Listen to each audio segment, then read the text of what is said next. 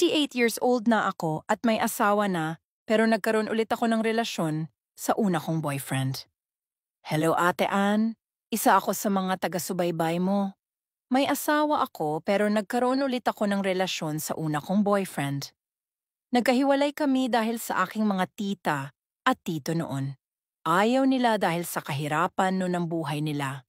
Subalit nagsikap siya at ngayon isa na siyang contractor ng mga building sa Manila.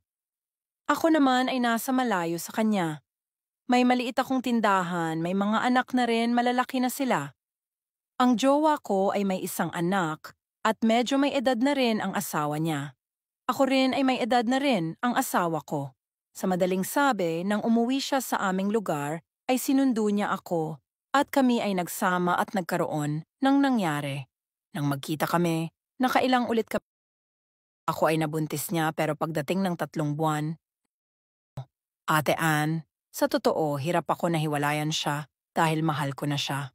Ang aming relasyon ay mag 2 years na. I'm 48 years old, somewhere in Bicol. Ang jowa ko nakatira somewhere in Bulacan.